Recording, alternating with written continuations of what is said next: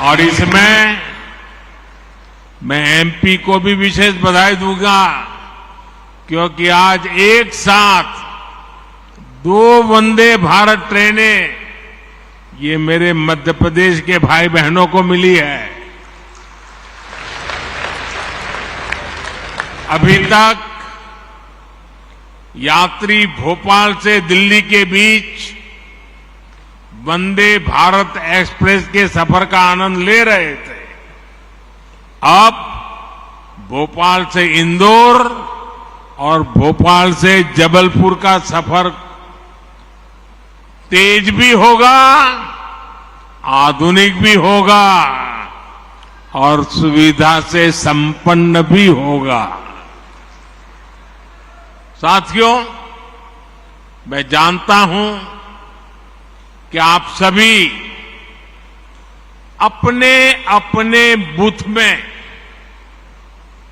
वर्ष भर बहुत व्यस्त रहते हैं। केंद्र सरकार के 9 वर्ष पूरे होने पर देश भर में जो कार्यक्रम हो रहे हैं और उसमें आप लोग जो मेहनत करते हैं, दिन रात जुटे रहते हैं, उसकी जानकारियां लगातार मुझ तक पहुंच रही है। मैं जब अमेरिका और मिस्र में था तब भी आपके प्रयासों के बारे में मुझे लगातार जानकारी मिलती रहती थी। इसलिए वहां से आने के बाद सबसे पहले आप सभी से मिलना ये मेरे लिए ज्यादा सुखद है, ज्यादा आनंददायक है। भारत माता की। साथियों, भाजपा की सबसे बड़ी ताकत, भाजपा की सबसे बड़ी ताकत ये सबसे बड़ी ताकत आप सभी कार्यकर्ता है।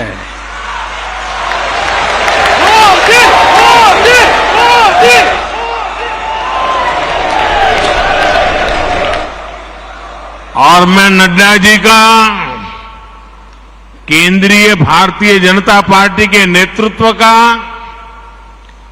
राज्यों के भाजपा के नेतृत्व का, मध्य प्रदेश भाजपा नेतृत्व का हृदय से अभिनंदन करता हूं इस कार्यक्रम की रचना के लिए, क्योंकि आज मैं एक साथ बूथ में काम करने वाले करीब 10 लाख कार्यकर्ताओं को वर्चुअली संबोधित कर रहा हूं। आप तो इतने लोग यहां हैं, लेकिन देश का हर पोलिंग बूथ आज यहां आपसे जुड़ा हुआ है। शायद किसी भी राजनीतिक दल के इतिहास में ग्रास रूट लेवल पर ऑर्गेनाइज वे में इतना बड़ा कार्यक्रम कभी नहीं हुआ होगा। इतना बड़ा कार्यक्रम आज हो रहा है। एक और बात मैं गर्व से आज कहना चाहता हूं, मुख्यमंत्रियों की मीटिंग होना, पार्टी के अध्यक्षों की मीटिंग होना, महासचिवों की मीटिंग होना, प्रदेश कार्य समितियों की मीटिंग होना, जिला कार्य समिति, मंडल कार्य समिति को होना, ये तो शायद लंबे अरसे से चल रहा है, होता भी है, लेकिन सिर्फ और सिर्फ बूथ का नेतृत्व करने वाले लोगों का सम्मेलन इतिहास में पहली बार होता होगा।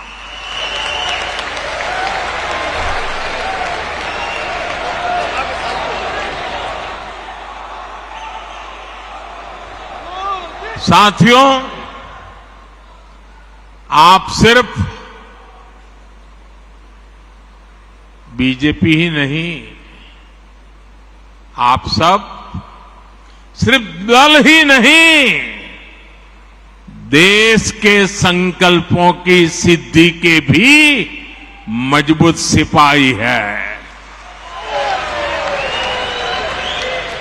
भाजपा के हर कार्यकर्ता के लिए देश हित सर्वोपरि है। दल से बड़ा देश है। जहां दल से बड़ा देश हो, ऐसे कर्मठ कार्यकर्ताओं से बात करने के का मेरे लिए भी एक मंगल अवसर है। मैं भी बहुत उत्सुक हूं। मुझे नड्डा जी ने बताया कि मोदी जी आज भाषण तो बाद में, आज कुछ सवाल जवाब हो जाए।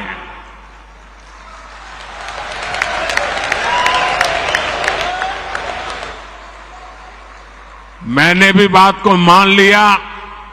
आइए बातचीत का सिलसिला शुरू करते हैं। हमारी बहन जी वहां से जैसे भी आगे आज्ञा करेगी, मैं अपनी गाड़ी आगे चलाऊंगा।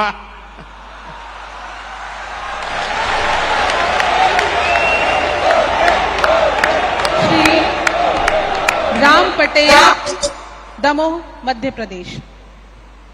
श्री राम पटेल, दमोह, मध्य प्रदेश।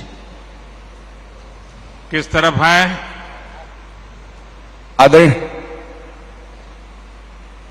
हाँ, बताइए बताइए। आदरणीय मोदी, दिख रहा है, मैं स्क्रीन पे देख रहा हूं, आपको बताइए। आदरणीय मोदी जी प्रणाम।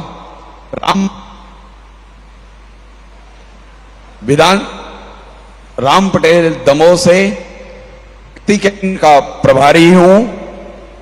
बूथ 171 दमोह से आपको प्रणाम करता हूं। आपसे मैं प्रश्न करना चाहता हूं। आपने भी खुद मंडल स्तर पर तक कार्यकर्ता बन करके काम किया है। ऐसे में आप राजनीति के अतिरिक्त सामाजिक जुड़ाव को कैसे देखते हैं? आपसे पूछना चाहता हूं आदरणीय प्रधानमंत्री जी। एक तो मुझे अच्छा लगा कि आप रोज की राजनीति की आपाधापी के बजाय किसी और दिशा में सवाल को लाए हैं। आप बैठिए, मेरा जवाब थोड़ा लंबा हो जाएगा। आप बैठिए आराम से। देखिए, जो एक बूथ होता है वो अपने आप में एक बहुत बड़ी इकाई है। हमें कभी भी बूथ की इस इकाई को छोटा नहीं समझना चाहिए। हमें अपने बूथ में राजनीतिक कार्यकर्ता से भी ऊपर उठकर समाज के लिए सुख दुख के साथी के रूप में अपनी पहचान बनानी चाहिए। और बहुत सी ऐसी चीजें होती हैं जिसमें जमीन का फीडबैक बहुत जरूरी होता है। जो बूथ के हमारे साथी हैं वे इसमें बहुत बड़ी भूमिका निभाते हैं। प्रधानमंत्री भी या मुख्यमंत्री भी अगर कोई सफल नीति बनाता है तो मान लेना किसी न किसी बूथ के कार्यकर्ता के दी हुई जानकारी की ताकत बहुत बड़ी होती है। हम भारतीय जनता पार्टी के कार्यकर्ता उनमें से नहीं है जो एयर कंडीशन कमरों में बैठकर पार्टियां चलाते हैं और फतवे निकालते रहते हैं। हम तो वो लोग हैं जो गांव गांव जाकर गर्मी हो, बारिश हो, कड़कड़ाती ठंड हो, हर मौसम, हर परिस्थिति में जनता के बीच जाकर के खुद को खपाने वाले यहां लोग हैं। और इस वजह से बूथ का बहुत मजबूत होना बहुत स्वाभाविक है। मुझे याद है कि अगर ये बूथ कमेटी नहीं होती तो शायद ही कभी उज्ज्वला योजना का विचार ही नहीं आता। साथियों, ये आपकी निरंतर कोशिश होनी चाहिए, क्योंकि गांव से कार्यकर्ताओं ने मुझे उज्ज्वला गैस योजना के विषय में समझाया। बाद में वो नीति बन गई और गरीब के घर तक गैस का चूल्हा पहुंच गया। साथियों, भाजपा की बूथ कमेटी की पहचान सेवा से होनी चाहिए। बूथ के अंदर रोज आंदोलन संभव नहीं है, तू मैं संभव नहीं है। और इसके लिए बूथ की अंदर भाजपा की पहचान सेवाधारी की होनी चाहिए, सेवा भाव की होनी चाहिए। और इसके लिए छोटे छोटे समझे जाने वाले काम जो लोगों को बहुत छोटे लगते हैं लेकिन बहुत उपयोगी होते हैं। अब जैसे गांव में कहीं न कहीं तो आपको बैठने की वो जगह होगी, किसी पेड़ के नीचे बैठते होंगे, किसी चाय के ठेले के पास जाके बैठते होंगे।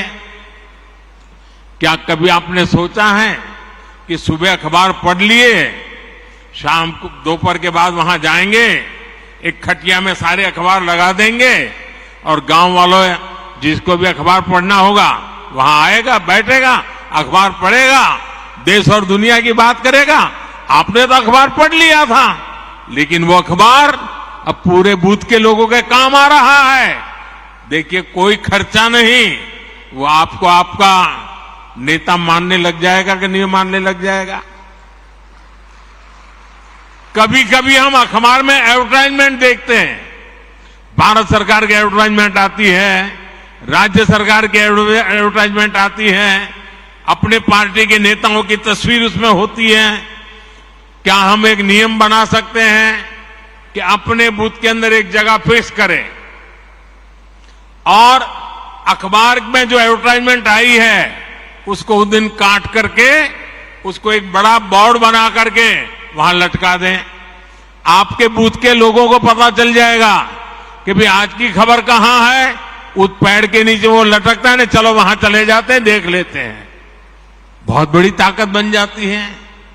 एक छोटा सा ब्लैक बोर्ड बना सकते हैं बूथ के अंदर। आप हर दिन एक कार्यकर्ता को जिम्मेवारी दो, आज भाजपा की जो अच्छी खबरें हैं, देश की अच्छी खबरें हैं, वो ब्लैक बोर्ड में देख लीजिए। बूथ के लोग आएंगे, जाएंगे, जरूर पढ़ेंगे। मैंने एक कार्यकर्ता देखा, वो फर्स्ट एड बॉक्स अपने यहां रखता था।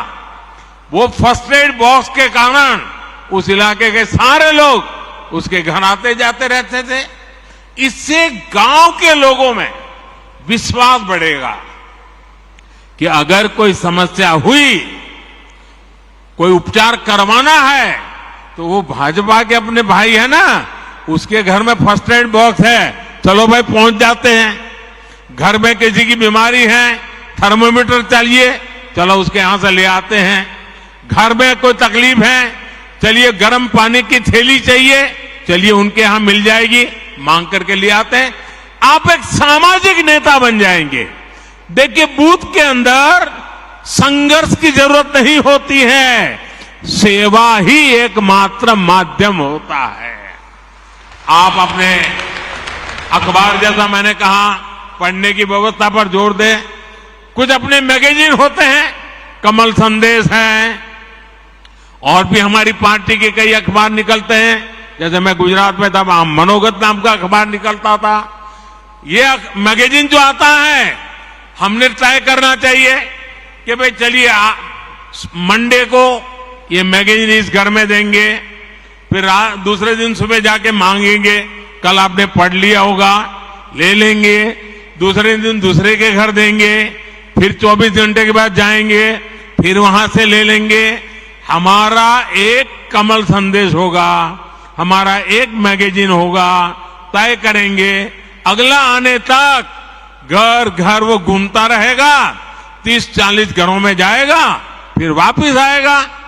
आप खुद तो अपने लिए खर्चा करते हैं, पढ़ते हैं, लेकिन वही अगर आप मोहल्ले में पहुंचा देंगे तो फायदा होगा। अब देखिए गांव में खेती के समय यूरिया खरीदने के लिए गांव वाले निकलते हैं, हर कोई अलग अलग जाता है, हर कोई न कोई व्हीकल करके उठा करके ले आता है। मान लीजिए आपने गांव वालों को इकट्ठा कर दिया, उनका एक व्हाट्सएप ग्रुप बना दिया और आपने उनको कहा, अच्छा भाई देखिए बताओ किसको कितना यूरिया चाहिए, चलिए 2-4 लोग मेरे साथ, और हम सब मिलकर के पूरा गांव का यूरिया एक ही व्हीकल में ले आए तो किराया कम हो जाएगा, गांव के लोगों का पैसा बच जाएगा। वो आपको तारीफ करेंगे कि नहीं करेंगे? आपका गौरवगान करेंगे कि नहीं करेंगे? आपका कोई खर्चा हुआ क्या? नहीं हुआ। ऐसे छोटे छोटे काम हमने देखा है कि गांव हो या शहर, अगर कुछ करने की भावना सब में ही होती है, पर अक्सर माध्यम नहीं होता है। लेकिन जैसे ही कोई व्यक्ति माध्यम बन जाता है, नेतृत्व करने लग जाता है, तो सेवा भाव वाले लोग उसके साथ जुड़ ही जाते हैं भैया।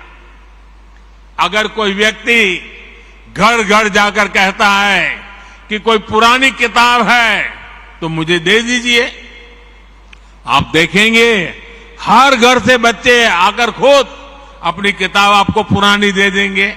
आप जरा घर में उस किताबों को ठीक कर ले बूथ के कार्यकर्ता, और फिर जो गरीब बच्चे हैं उनमें वो किताब बांट दे अपने बूथ में, हर गरीब परिवार के पास किताब पहुंच जाएगी। आप उनको लगेगा अरे मेरे बच्चे पढ़ाई करें, इसकी वो चिंता कर रहा है। जब मैं गुजरात में मुख्यमंत्री था, मणिनगर मेरा विधानसभा क्षेत्र था, तो मैंने आंगनवाड़ी की चिंता करना काम अपने जिम्मे लिया, अपने कार्यकर्ताओं को तैयार किया, भाई आपको आंगनवाड़ी में चक्कर काटना है और क्या करना है, किसी न किसी नए साथी को ले जाओ। अगर खजूर की सीजन है, आंगनवाड़ी में जाकर हर एक बच्चे को 2-2 खजूर खिला दो। अगर बेर की सीजन है, आंगनवाड़ी के बच्चों को जाकर के 2-2 बेर खिला दो। अगर कोई अच्छी टॉफी आ गई है, 2-2 टॉफी जाके, न्यूट्रिशन का प्रॉब्लम भी सॉल्व होगा, उन गरीब परिवारों से भी दोस्ती बन जाएगी, और इस इलाके में कोई जाने या न जाने आप निकलेंगे, हर बच्चा आपको जानता होगा। ये बहुत बड़ी ताकत बन जाती है साथियों। इस ताकत पर हमें जोर देना चाहिए, और ये जितना करेंगे, हमें गांव गांव में, शहर में, कस्बे में जाकर इस तरह से काम करते रहना चाहिए, तब जाकर के हमारे बूथ की ताकत बनती है। जब आप जनता से जुड़े ऐसे छोटे छोटे काम करोगे तो मुझे पक्का विश्वास है पूरे बूथ में कोई परिवार ऐसा नहीं होगा जो आपसे दूरी करेगा, वो आपसे नहीं जुड़ेगा। आपकी पहचान एक भाजपा के कार्यकर्ता से आगे बढ़कर एक समाज सेवक की तरह बने, इसके लिए बूथ के अंदर लगातार काम करना चाहिए। और यहां से आप बूथों में जाने वाले हो, अलग अलग बूथ में रहने वाले हो, वहां जरूर जाकर के इन चीजों का प्रयोग कीजिए। आप देखना, आपकी तरफ देखने का, आपके बूथ के कार्यकर्ताओं की तरफ देखने का पूरा दृष्टिकोण बदल जाएगा। आइए, कुछ और साथी भी पूछना चाहते हैं, अगले सवाल पर चलते हैं। अगला प्रश्न Shri Salla Ramakrishnan, Andhra Pradesh. Good morning sir, my name is Salla Ramakrishna, Araku parliament district. कहाँ से बोल रहे हैं भाई? हाँ, दिखाई दिया। हाँ, बोलिए। नमस्ते। हाँ, my name is Salla Ramakrishna sir, screen पे आपको देख अरकू रहा पार्लियामेंट हूँ। डिस्ट्रिक्ट। एक आराम से फिर से बताइए, जरा आराम से सवाल बताइए। Salla Ramakrishna sir, Araku parliament district sir. I am belongs to tribal community, Paderu assembly, booth number 281 sir. My question to you sir, our government is doing so much activities in India level sir, in village level also. As worker as a BJP, I want to ask how to go to the field to contribute in this process sir. बैठिए। आप काम तो कर ही रहे, कहीं ज्यादा काम करने के लिए कह रहे हैं।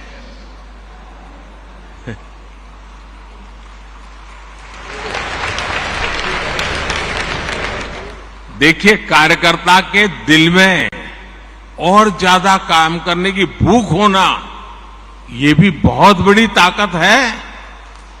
आंध्र गारू को मेरा अभिनंदन। देखिए, 2047 में जब हमारे देश की आजादी के 100 साल होंगे और हम देश को विकसित भारत बनाना चाहते हैं, लेकिन भारत विकसित तभी होगा जब गांव विकसित होगा। और इसलिए हर गांव का संकल्प बनना चाहिए कि 2047 के पहले हमें अपना कार्य क्षेत्र, गांव होगा, पंचायत होगी, नगर होगा, महानगर होगा, हमें उसे भी डेवलप बनाना है, समस्याओं से मुक्त करना है। और इसके लिए छोटे छोटे प्रयास ही बहुत बड़ी असर दिखा सकते हैं। जैसे कि हमारा गांव कैसे हरा भरा हो, कैसे गांव में स्वच्छता को लेकर हम अलग अलग कार्यक्रम शुरू कर सकते हैं, हम गांव में सोलर को कैसे बढ़ाएं, सोलर एनर्जी की गांव में कैसे आदत डालें। आज भारत सरकार सोलर एनर्जी पर इतना जोर दे रही है, हमारे भाजपा बूथ कार्यकर्ता ये ठान ले कि अगर किसी गांव में 100 घर है तो अगले 2 साल में वहां सौर ऊर्जा का ज्यादा से ज्यादा उपयोग हो। हमारे किसान हो, उनको समझाएं, सोलार पंप का उपयोग करिए, आपका पैसा भी बच जाएगा। ज्यादा से ज्यादा लोग कैसे सोलार लगवाएं, हम उनको प्रेरित करें। काम सरकार का नहीं है, जनता जनार्दन में ले जाने का एक सकारात्मक तरीका है। उसमें बैंकों से जो कैसे मदद मिलती है, उनको बैंकों से मदद कैसे दिलवाए, आर्थिक सहयोग बैंकों से मिलता है, उन तक कैसे पहुंचे, उनको इनकी जानकारियां हम कैसे दें। आप जानते हैं, केंद्र सरकार के प्रयासों से स्कूलों में ड्रॉप आउट रेट बहुत तेजी से कम होता जा रहा है, लेकिन फिर भी भाजपा कार्यकर्ता ये सोचे कि मैं जिस बूथ में काम करता हूं वहां कोई ड्रॉप आउट नहीं होगा। बेटा हो या बेटी 100% पढ़ेंगे, इसके लिए मैं काम करूंगा। मुझे बताइए, भाजपा के कार्यकर्ताओं को काम करना चाहिए कि नहीं करना चाहिए? आपका बूथ मजबूत होगा कि नहीं होगा? आपके गांव में से अशिक्षा जाएगी कि नहीं जाएगी? कोई बच्चा अगर बीच में स्कूल छोड़ रहा है, हम उसको पहचान ले, उसको मिलने जाए, उसके मां बाप को मिलने जाए, उसको स्कूल ले जाए, सेवा भी होगी, भाजपा का काम भी हो जाएगा। अगर उसको कोई आर्थिक परेशानी है किताब नहीं है, लिखने के लिए नोटबुक नहीं है। आप गांव के 2 लोगों से कहेंगे आओ भाई इन 2 बच्चों के लिए भी 2 नोट ले आइए, उनको यूनिफॉर्म नहीं है, आओ भाई 2 बच्चों के लिए यूनिफॉर्म ले आओ। आप धीरे धीरे परिवर्तन ले आएंगे। अब कुछ बच्चे कुपोषित होते हैं, हम गांव के अंदर कुपोषण कैसे मिटा सकते हैं? मैंने अभी बताया मेरा मणिनगर का अनुभव। हम गांव के लोगों को ले जा सकते हैं। इतना ही नहीं, किसी को कहेंगे भाई जन्मदिन आंगनवाड़ी में मनाओ, आपके पिताजी की मृत्यु की तिथि है आंगनवाड़ी में मनाओ, आपकी शादी की सालगिरह है आंगनवाड़ी में मनाओ, घर से कुछ बना करके ले आओ, चलो इन 30-40 बच्चे होते हैं खिलाओ, कुपोषण भी जाएगा और उनको अपना जन्मदिन मनाने का आनंद भी आएगा। मैं मानता हूं कि हमने ऐसे तरीके ढूंढने चाहिए। और जितने जैसे जहां पर डेयरी का काम है वो दूध इकट्ठा कर करके पिला सकते हैं। मैं समझता हूं कि यही तरीके होते हैं जिन तरीकों से हम बहुत तेजी से आगे बढ़ सकते हैं। और मैं मानता हूं इसका आदत लोगों को भी लगेगा, ऐसा नहीं है कि नहीं लगेगा। और इसलिए मेरा आग्रह है कि हम इन बातों को ज्यादा महत्व दें। अपने गांव के अंदर इसी प्रकार से काम को, अब जैसे अंकुरित मूंग होता है, अंकुरित चना होता है, अपने घर में करें 100 ग्राम, इतना अंकुरित हो जाएगा। आपने वहां बांट दिया आंगनवाड़ी में, आंगनवाड़ी के बच्चों का कुपोषण से लड़ाई लड़ने की ताकत आएगी, पोषण बढ़ेगा। देखिए, सरकार की योजनाओं से ज्यादा समाज की शक्ति जुड़ जाती है तो निश्चित परिणाम अवश्य मिलते हैं।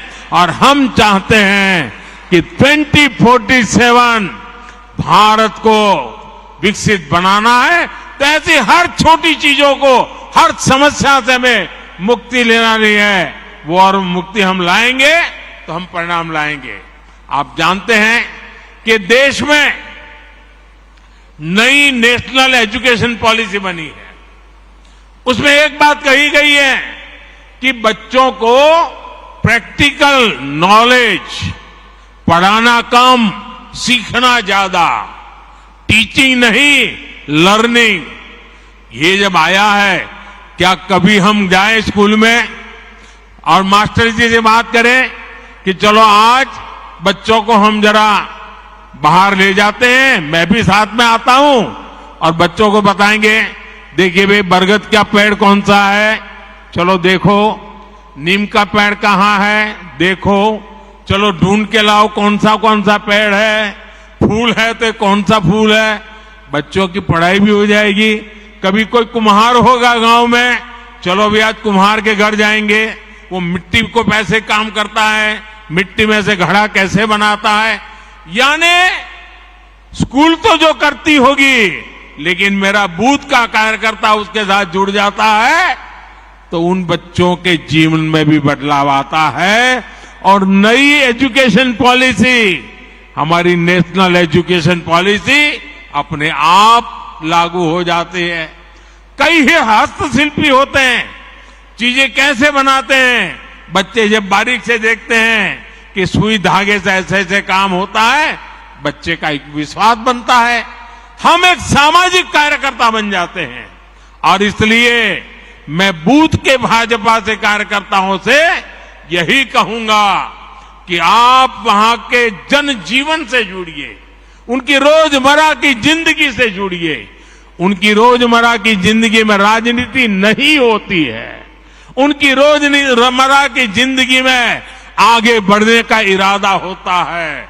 उस आगे बढ़ने के इरादे को पहचानिए और अपने आप को उसके साथ जोड़िए, वो आपके साथ जुड़ जाएगा। आपका बूथ मजबूत बनने से कोई रोक नहीं सकता है और इसके लिए हमने आगे बढ़ना चाहिए। आइए अगले सवाल की तरफ चलते हैं।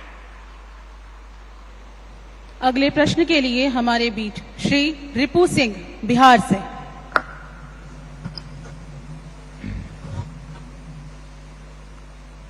बताइए। माननीय प्रधानमंत्री जी, मैं बिहार के पावन धरती से मैं आपको प्रणाम करता हूं।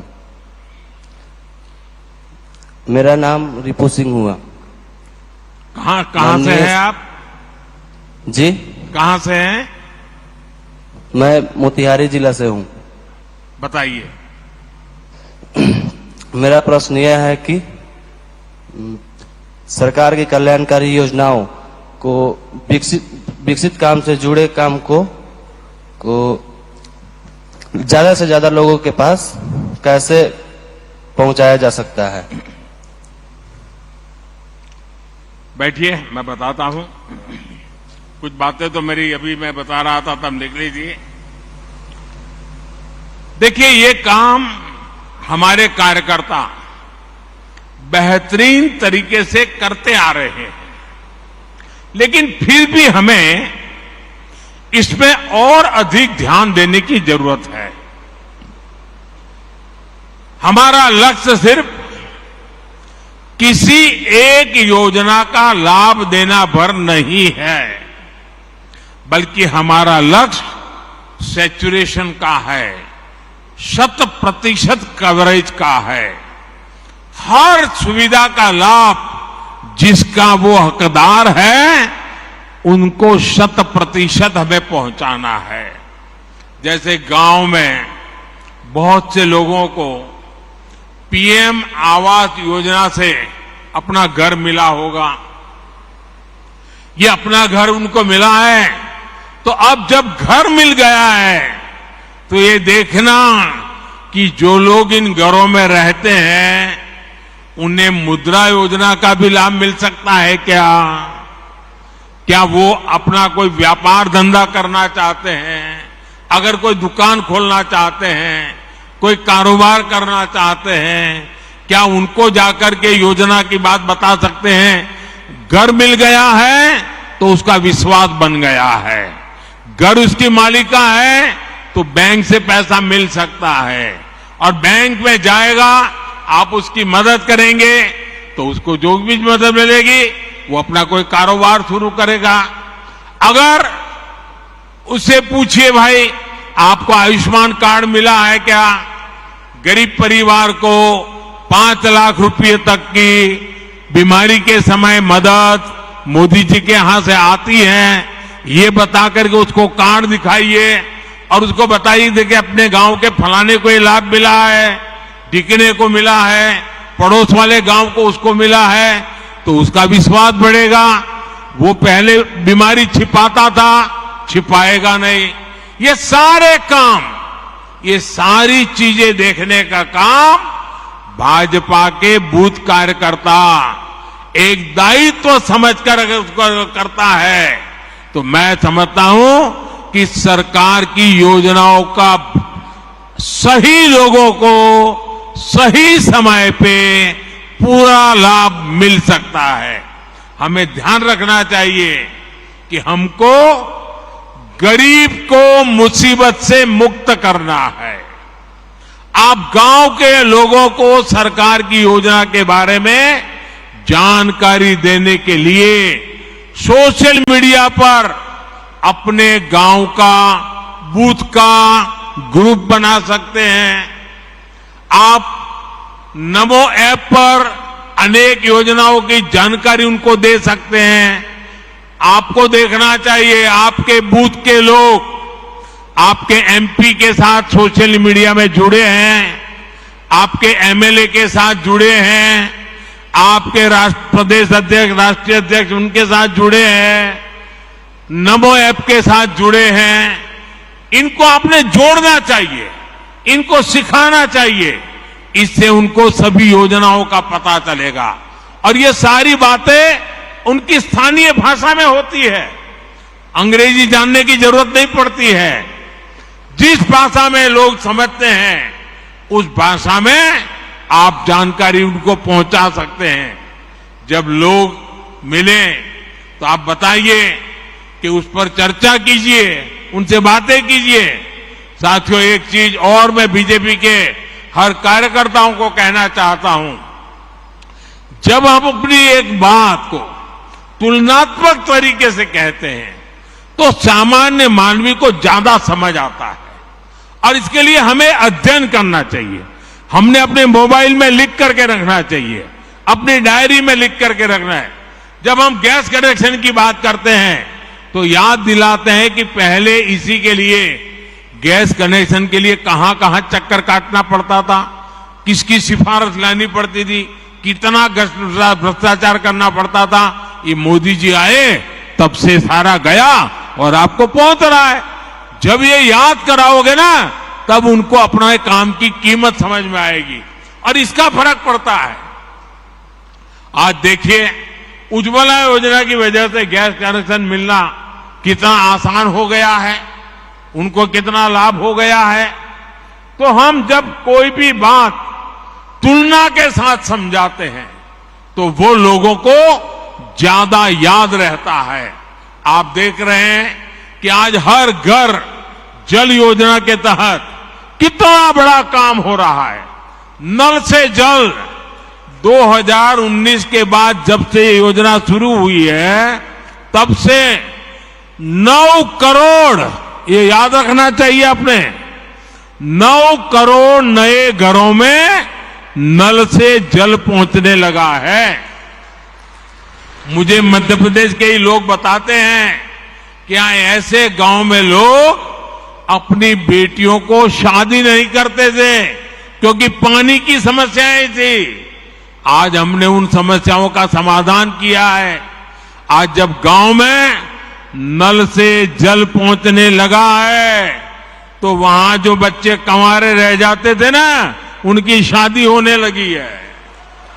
इसलिए जब हम पुरानी परिस्थितियों से तुलना करके अपनी बात करते हैं तो इसका एक बहुत बड़ा अलग ही प्रभाव पड़ता है। आइए, और मुझे विश्वास है कि हम इन बातों को ठीक से करेंगे। अब एक अगले सवाल की तरफ चलते हैं।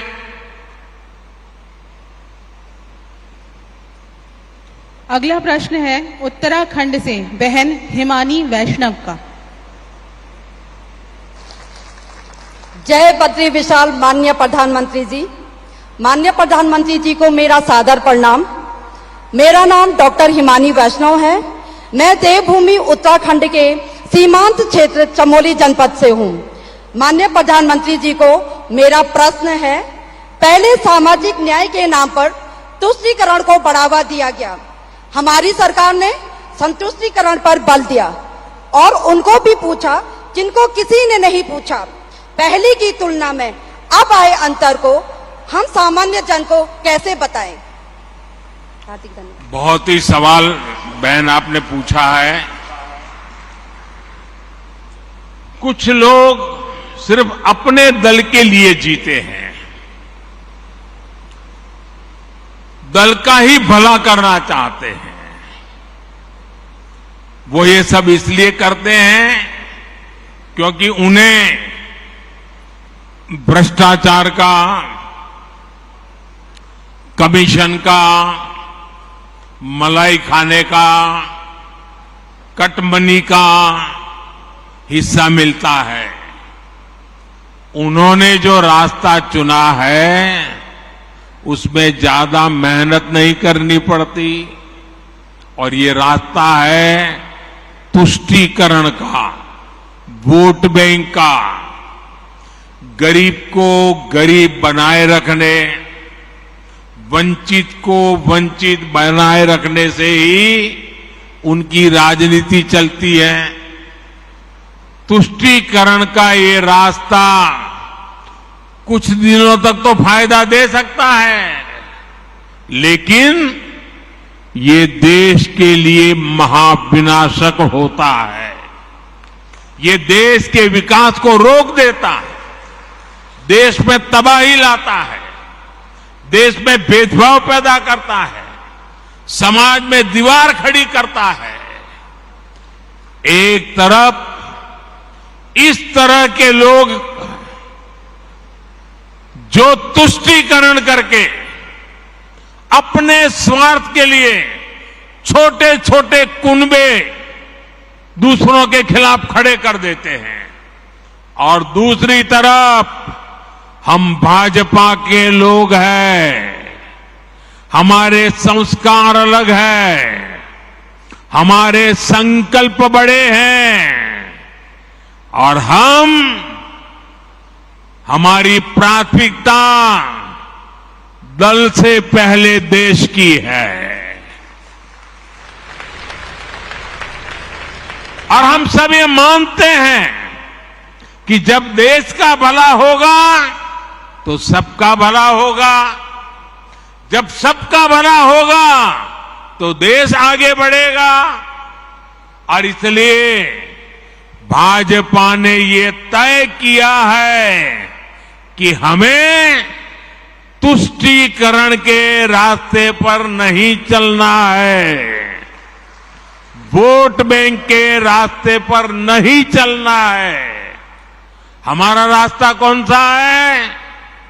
हम मानते हैं कि देश का भला करने का रास्ता तुष्टीकरण नहीं है, तुष्टीकरण नहीं है, तुष्टीकरण नहीं है। सच्चा रास्ता है संतुष्टीकरण, संतुष्टीकरण, संतुष्टीकरण। आज देश में जहां भी भाजपा सरकार है वहां हम संतुष्टीकरण के अभियान में लगे हैं। संतुष्टीकरण का रास्ता मेहनत वाला रास्ता होता है, उसमें पसीना बहाना पड़ता है। अगर बिजली मिलेगी तो सबको मिलेगी, तब लोग संतुष्ट होंगे। अगर नल से जल का अभियान चलेगा तो हर घर तक चलेगा, हर एक को पहुंचाने का प्रयास होगा। इसमें किसी के साथ भेदभाव नहीं होगा, जाति नहीं, बिरादरी नहीं, काका भतीजा मामा कुछ नहीं। जब भेदभाव नहीं होगा तो समाज में संतुष्टि बढ़ेगी। इसलिए हम संतुष्टिकरण के रास्ते पर बढ़ रहे हैं। साथियों, हमने देखा है कि कैसे तुष्टीकरण वाली गंदी सोच ने कुछ राज्यों के बीच में लोगों के बीच खाई पैदा कर दी। हमने देखा है कि यूपी में हमारे पासी भाई बहन, कोरी भाई बहन, खटीक भाई बहन और धनुक जैसी तमाम हमारे छोटे भाई बहन राजनीति के शिकार हुए और विकास से वंचित रह गए। उधर हम बिहार में देखें तो कोई दलित, कोई महादलित, और उसमें भी नई राजनीति और समाज को बांट दिया। इसकी वजह से एक वर्ग दूसरे वर्ग को आशंका से देखने लगा। कुछ जातियों पर विशेष ध्यान और कुछ जातियों की उपेक्षा। अगर हम दक्षिण भारत की तरफ देखें, वहां भी कभी कभी राजनेताओं ने ऐसे कई समाजों को बर्बाद करके रखा है, भेदभाव को बढ़ाया है।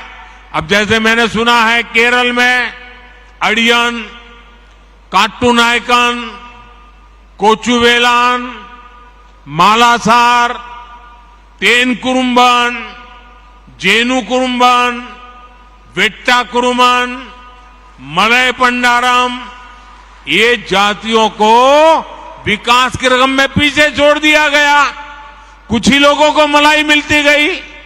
उसी तरफ अगर आप कर्नाटका में जाएंगे तो मलाई कुड़ी, पल्यान, शोलगा, विटोलिया, कोतवालिया, बारोडिया, उनकी भी उपेक्षा हुई। अगर हम तेलंगाना में जाएंगे, कुलिया, जातपू, चेंचू, मन्नादोरा, हमारे तमिलनाडु में एरवलन, काडर, कोंडा कपूस, मलैवेड़न, पालयन, मुडुगर, इन सब को पीछे छोड़ दिया। कोई इनकी परवाह नहीं करता। अनुसूचित जाति की बात करें तो उनके साथ भी ऐसे ही किया गया। केरल में अयनवर, कुसा, वल्लुवन, नलकादाया, पनन, तमिलनाडु में बेरा, माविलन, नैदी, थोटी, वल्लोन, जग्गली, जम्बुवलू, ऐसे अनेक जातियां हैं। क्या हारा करके रखा है उनका?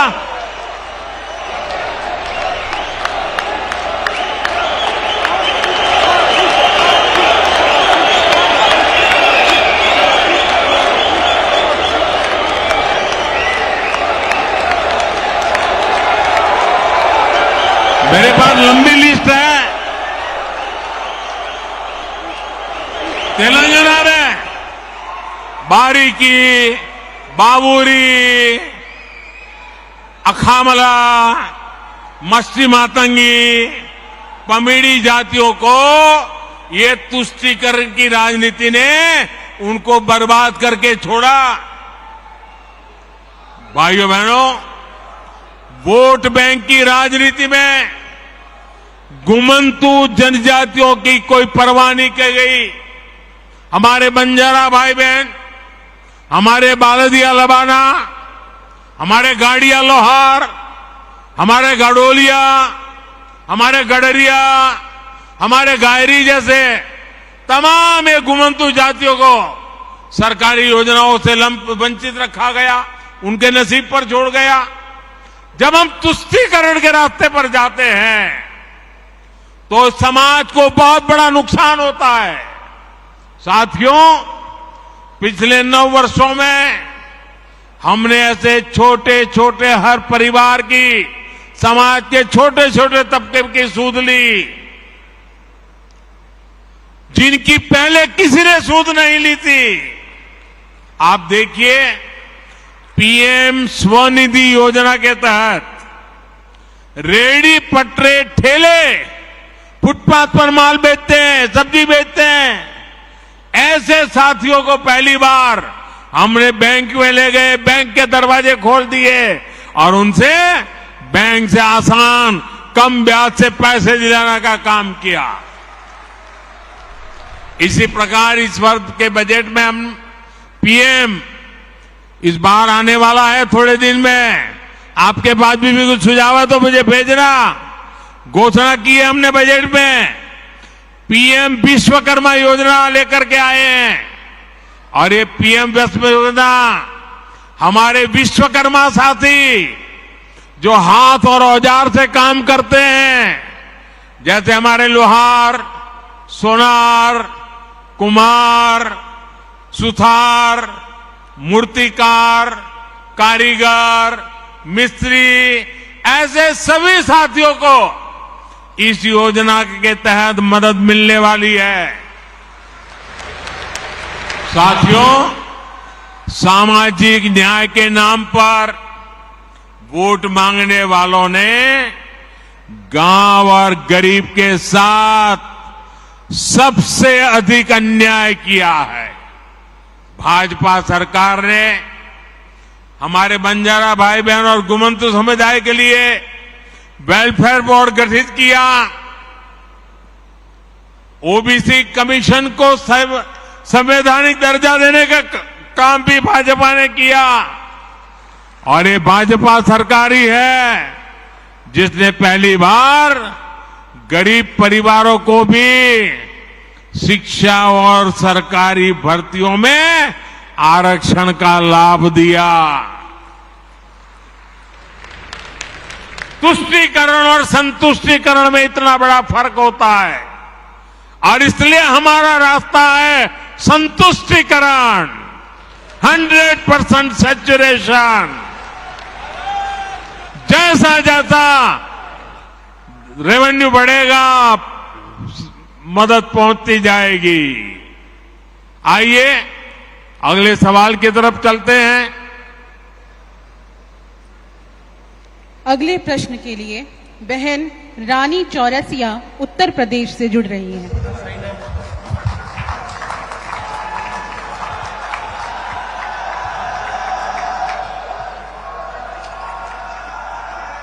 जय जय शीतला माता की। देश के यशस्वी प्रधानमंत्री जी को मेरा बहुत बहुत प्रणाम है। प्रधानमंत्री जी वोट बैंक की राजनीति करने वाले उन्होंने देश को बहुत नुकसान पहुंचाया है। जैसे ही मोदी जी बड़ा काम देश के लिए करते हैं, इनका विरोध का नारा 7वें आसमान पे पहुंच जाता है।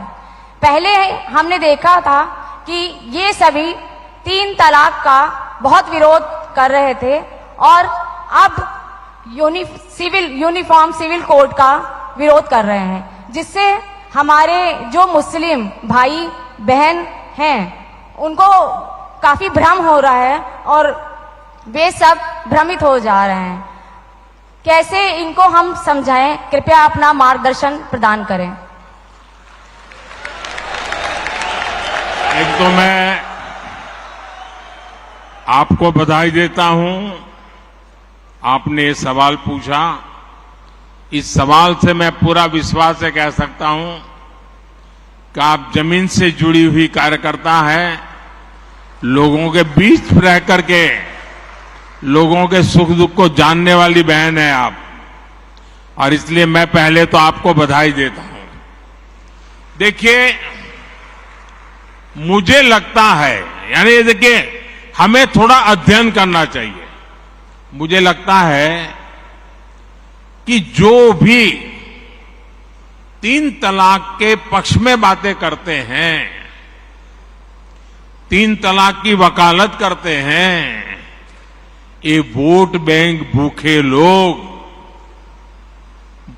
मुस्लिम बेटियों के साथ बहुत बड़ा अन्याय कर रहे हैं।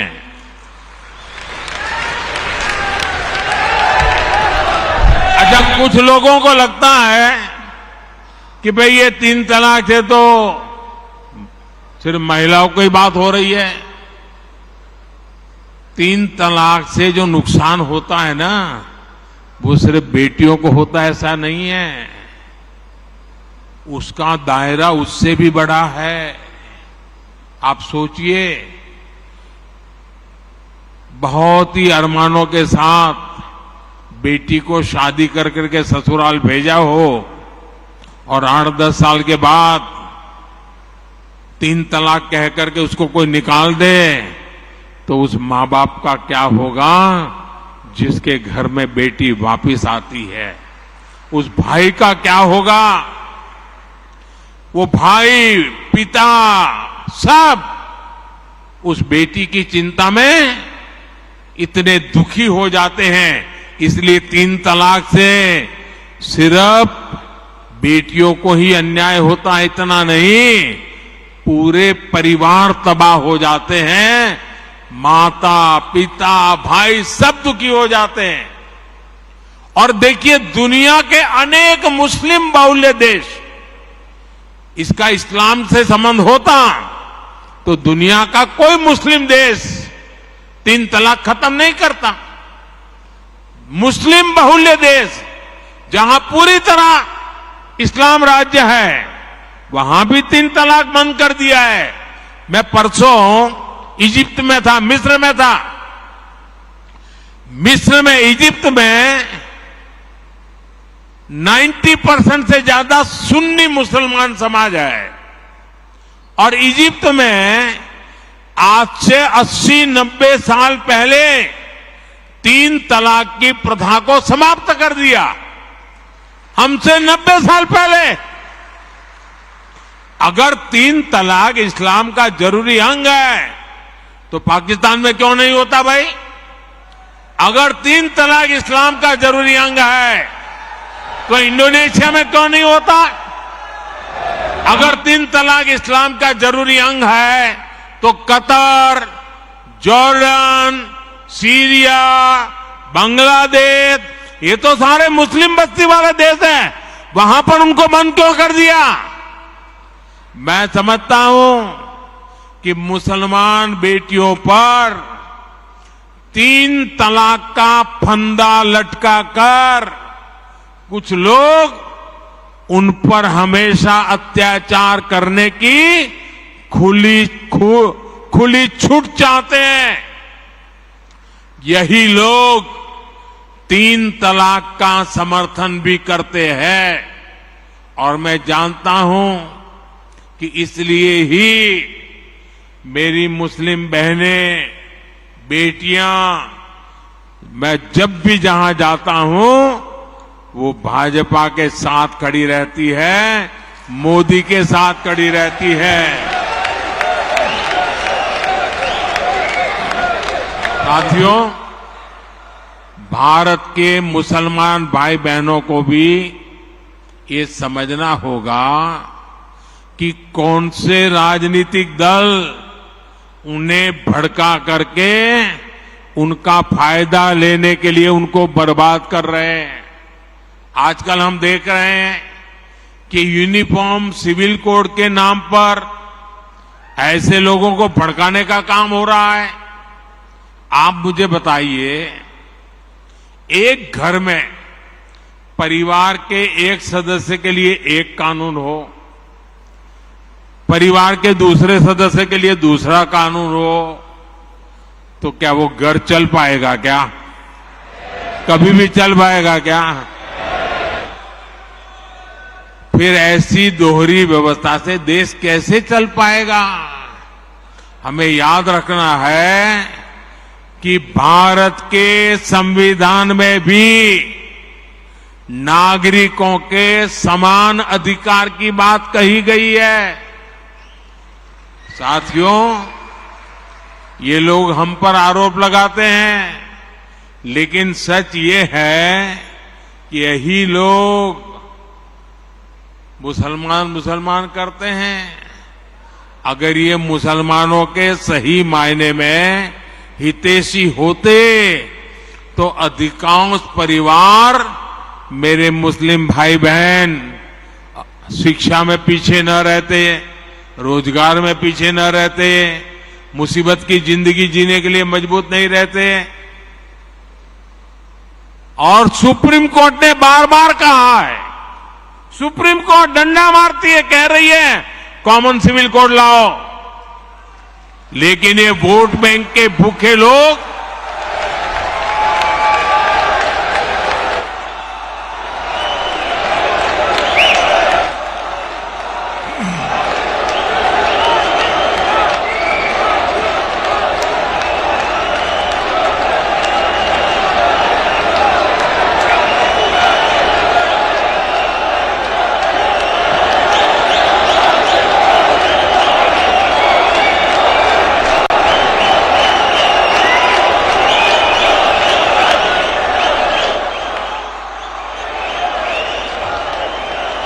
अच्छा, मैं आपको एक और बात बताना चाहता हूं।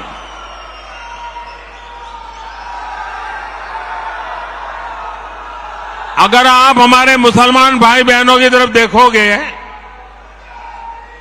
और मैं देखता हूं कि जो हमारे पसमानदा मुसलमान भाई बहन हैं,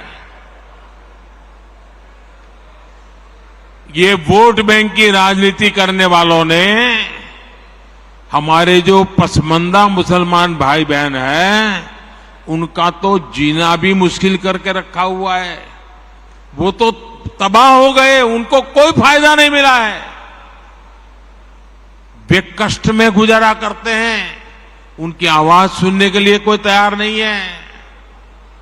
उनके ही धर्म के एक वर्ग ने पसमानदा मुसलमानों का इतना शोषण किया है, लेकिन इसके ऊपर कभी देश में चर्चा नहीं हुई। जो पसमानदा मुसलमान है, उन्हें आज भी बराबरी का हक नहीं मिलता, उन्हें नीचा और अछूत समझा जाता है। इसी समाज में मैं मुसलमान समाज की बात कर रहा हूं। मुसलमान भाइयों में जो हमारे पसमंदा भाई बहन हैं, जो पिछड़े हुए हैं, मैं उनकी बात करता हूं। पसमंदा मुसलमान मोची होते हैं, भिस्ती होते हैं, जोगी होते हैं, लाल बेंगी होते हैं, बटियारा होते हैं, मिरासी होते हैं, दफाली होते हैं, मुकेरी होते हैं, मदारी होते हैं, जुलाहा होते हैं, लंबाई होते हैं, बेदा होते हैं, बामणिया भी होते हैं, छिया होते हैं, लहरी होते हैं, हल्दर होते हैं, सिकदर होते हैं, कितनी ही जातियां।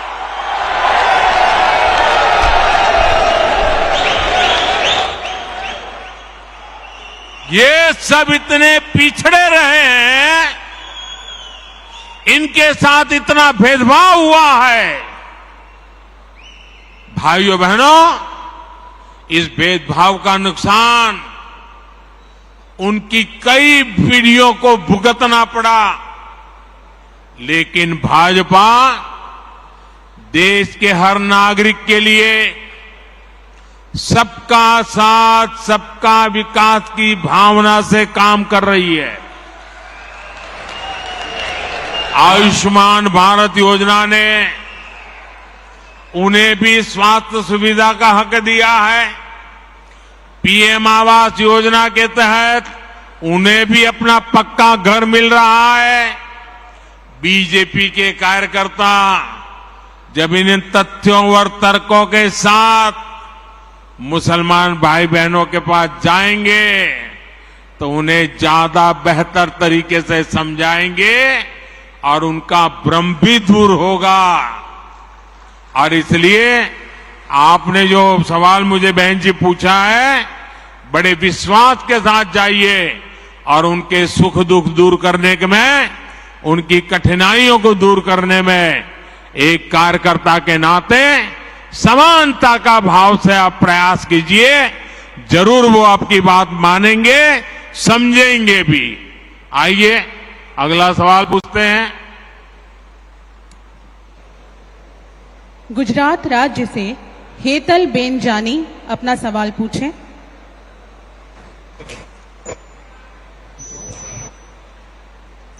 नमस्कार। आदरणीय प्रधानमंत्री श्री नरेंद्र भाई मोदी जी को मेरा शत शत नमन। मैं हेतल जानी गुजरात के सुरेंद्रनगर जिले से बोल रही हूँ। मैं आपसे एक सवाल करना चाहती हूँ कि भारतीय जनता पार्टी के खिलाफ कई दल एकजुट होकर, भारतीय जनता पार्टी के खिलाफ कई दल एकजुट होकर लड़ने की कोशिश कर रहे हैं और अलग अलग सोच वाली और एक दूसरे के खिलाफ लड़ने वाली पार्टियां भी आज एकजुट होकर दिखावा कर रही है, नाटक कर रही है। तो आप इसे कैसे देखते हैं? मुझे लगता है आपको भारी गुस्सा है ऐसे लोगों पर।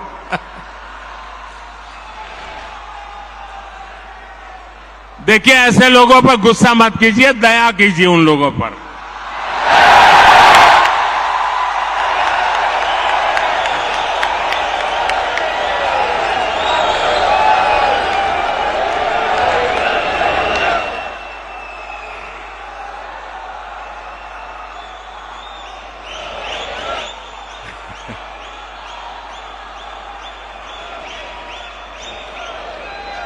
अच्छा, आपको याद होगा, जरा मैं पुरानी बात याद कराता हूं।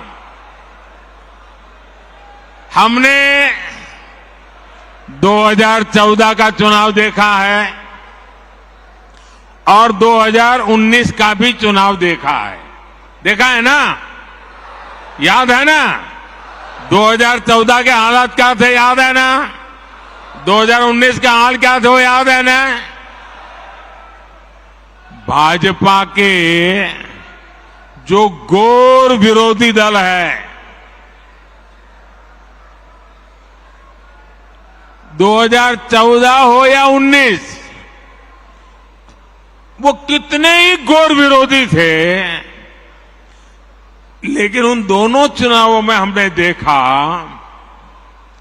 कि इतनी छटपटाहट नहीं दिखी जितनी आज दिख रही है।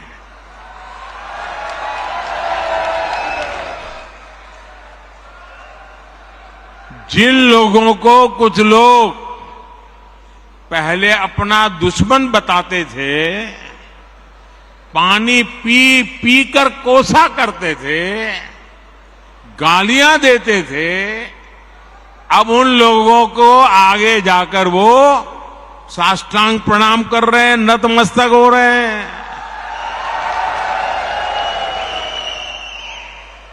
ये उनकी मजबूरी है। ये विपक्षी दलों की इन हरकतों से, उनकी घबराहट से साफ है कि देश की जनता ने 2024 के चुनाव में भाजपा को वापस लाने का मन बना लिया है।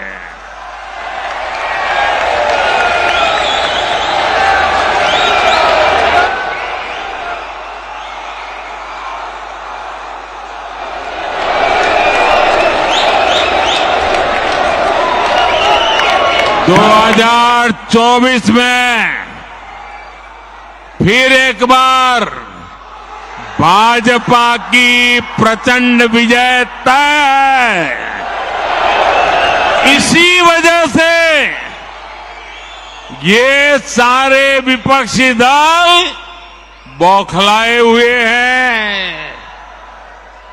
इसलिए इन्होंने तय किया है कि चुनाव से कुछ महीने पहले किसी भी तरीके से जनता को गुमराह करके, कुछ लोगों को बरगलाकर, झूठे आरोप लगाकर सत्ता हासिल की जाए।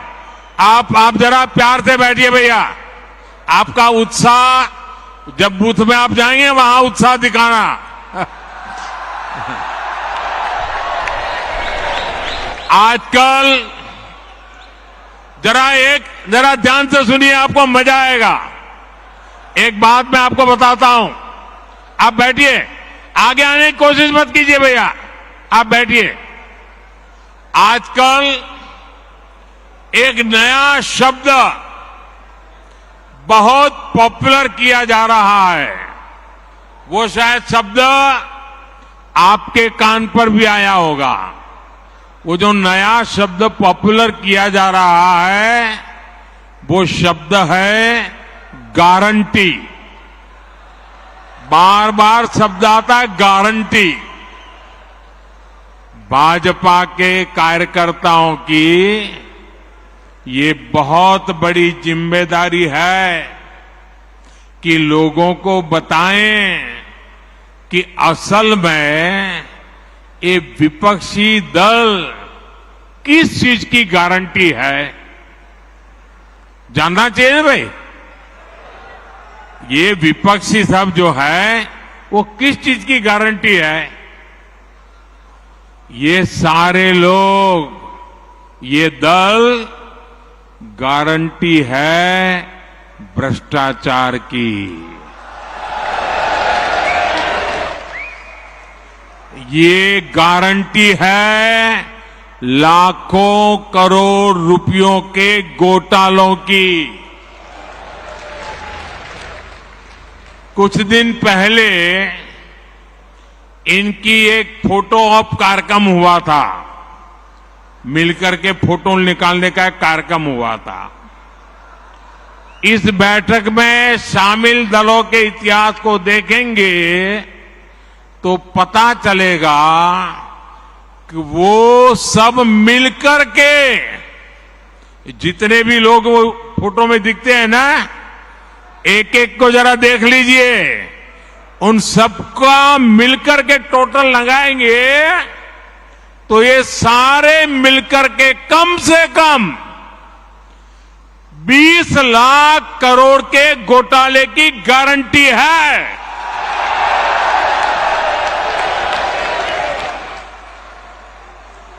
और कांग्रेस का घोटाला ही अकेले लाखों करोड़ों का है। 1,86,000 करोड़ का कोयला घोटाला, 1,76,000 करोड़ का पूंजी घोटाला, 70,000 करोड़ रुपए का कॉमनवेल्थ घोटाला शामिल है, 10,000 करोड़ रुपए का मनरेगा घोटाला, हेलीकॉप्टर से लेकर सबमरीन तक कांग्रेस के घोटाले से कोई ऐसा क्षेत्र नहीं है जो कांग्रेस के घोटाले की हाथ का शिकार न हुआ हो। अब दूसरा देखिए, आरजेडी हजारों करोड़ के घोटाले का आरोप है। चारा घोटाला, अलकतरा घोटाला, पशुपालन शेड घोटाला, बाढ़ राहत घोटाला। आरजेडी के घोटालों की इतनी लंबी सूची है, अदालतें भी थक गई, एक के बाद एक सजा घोषित करती चली जा रही है।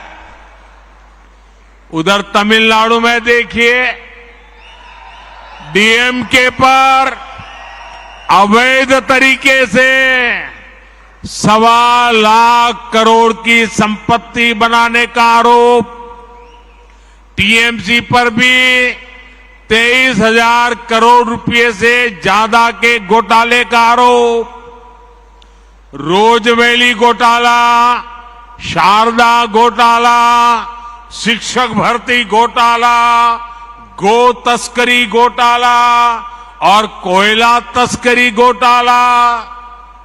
बंगाल के लोग ये घोटाला कभी भूल नहीं सकते। अगर मैं एनसीपी की बात करूं तो एनसीपी पर भी करीब करीब 70,000 करोड़ रुपए के घोटालों का आरोप है। महाराष्ट्र स्टेट कोऑपरेटिव बैंक घोटाला, महाराष्ट्र सिंचाई घोटाला, अवैध खनन घोटाला, इनकी लिस्ट भी बहुत लंबी है। इन पार्टियों के घोटालों का मीटर कभी डाउन ही नहीं होता। मैं तो कहूंगा कि बीजेपी के किसी कार्यकर्ता को कोशिश करनी चाहिए कि इन पार्टियों का घोटाला मीटर बनाने की एक बढ़िया, आप में से जो इनोवेटिव हो ना, बढ़िया इनके घोटालों का मीटर बढ़ा दीजिए। हाँ, इन पार्टियों के पास घोटालों का ही अनुभव है, इसलिए अगर कोई गारंटी है इनकी तो एक ही गारंटी है, और वो गारंटी है घोटालों की गारंटी। अब देश को तय करना है, क्या ये घोटालों की गारंटी को देश स्वीकार करेगा? देश स्वीकार करेगा? लेकिन दोस्तों, मैं आपके बीच में से पल करके बड़ा हुआ हूं, आपसे साथ काम करते करते आपने मुझे यहां पहुंचाया है, तो आज मैं भी एक गारंटी देना चाहता हूं। दे दूं? दे दूं? दे दूं? अगर उनकी घोटाले की गारंटी है तो मोदी की भी एक गारंटी है।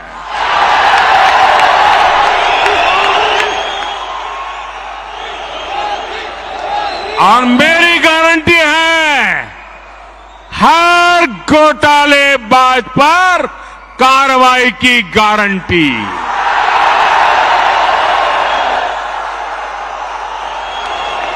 हर चोर लुटेरे पर कार्रवाई की गारंटी। जिसने गरीब को लूटा है, जिसने देश को लूटा है, उसका हिसाब तो हो करके रहेगा।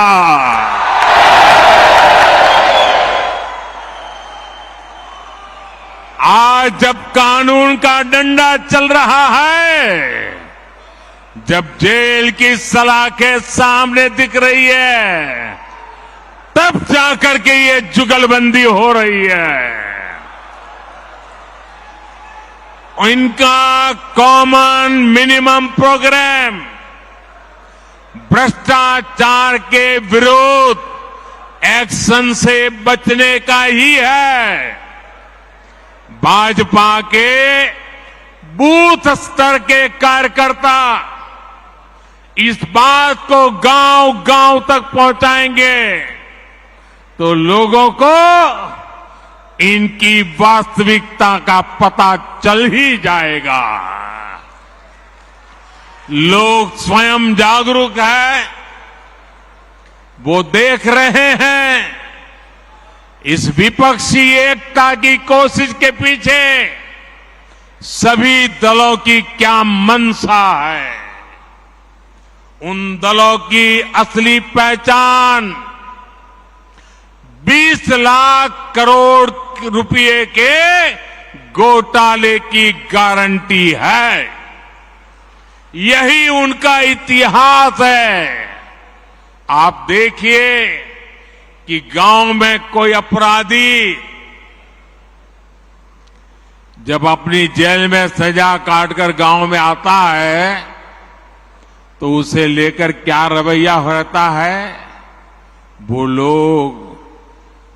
लोग उसके पास जाते हैं और उसे जानने की उत्कंठा रहती है कि जेल कैसी होती है। जिनको खुद जेलने का डर होता है, अब पटना से बढ़िया जगह क्या हो सकती है।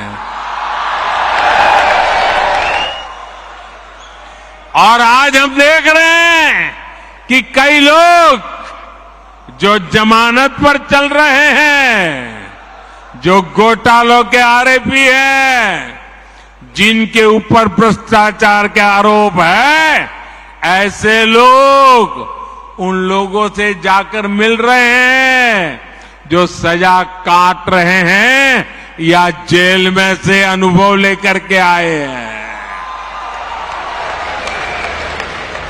ये इस तरह एक दूसरे को बचाने में उसकी कोशिश कर रहे हैं। ये देश के लोगों को समझना है और देश के लोग हमसे भी ज्यादा इन बातों को भली भांति समझते हैं। साथियों, कोई गरीब ये नहीं चाहता कि उसके बच्चों के नसीब में भी गरीबी रहे। हमें लोगों को ये बताना होगा कि उन्होंने अपने बच्चों का भविष्य सुधारने के लिए जिनको वोट दिया उसका क्या परिणाम हुआ। परिवार के नाम पर वोट मांगने वालों ने अपने परिवार का भला किया। अब आपको सोच समझकर तय करना है कि आप किसका भला होता देखना चाहते हैं।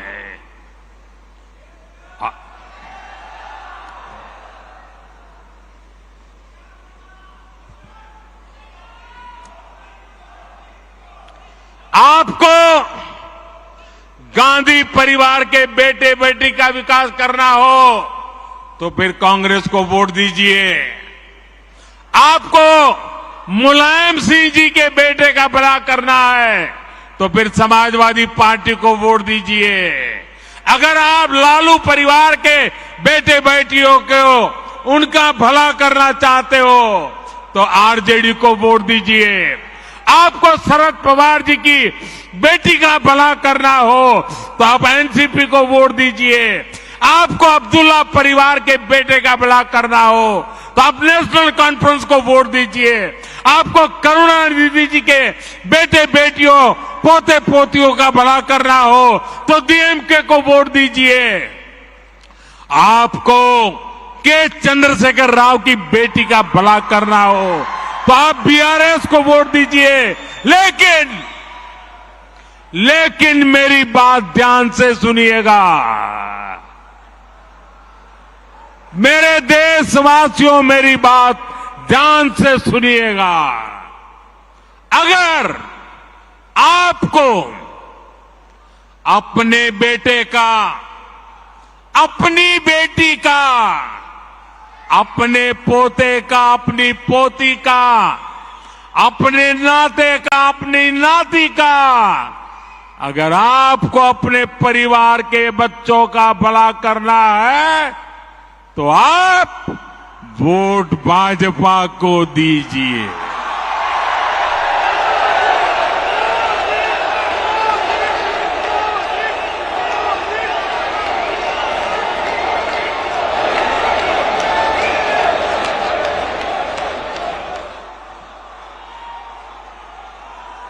क्षमा करना दोस्तों, मेरा जवाब जरा लंबा हो गया, लेकिन और एक सवाल पर हम चलते हैं आगे। कौन सवाल है अब? अगला प्रश्न सभागृह में राजस्थान राज्य से पधारे कार्यकर्ता श्री रचित कछवा। सादर वंदे विश्वनायक जी। मैं वीरभूमि राजस्थान की हृदय स्थली अजमेर और ब्रह्मानगरी अजमेर के उत्तर विधानसभा क्षेत्र के बजरंग मंडल के 108 क्रमांक बूथ से आया हूं। मेरा एक सवाल है कि हमारी बहुत सारी योजनाएं हैं जिसमें बचत की बात कही गई है, लेकिन हम बूथों पर जाकर के ये कैसे लोगों को समझाएं कि ये भाजपा की योजनाओं के कारण उनके घरों में इतनी सारी बचत हुई है, हमारी सरकारों के कारण ही उनको इतनी सारी बचत मिल पा रही है। ये हम बूथों पर जाकर के कैसे समझाएं माननीय प्रधानमंत्री जी?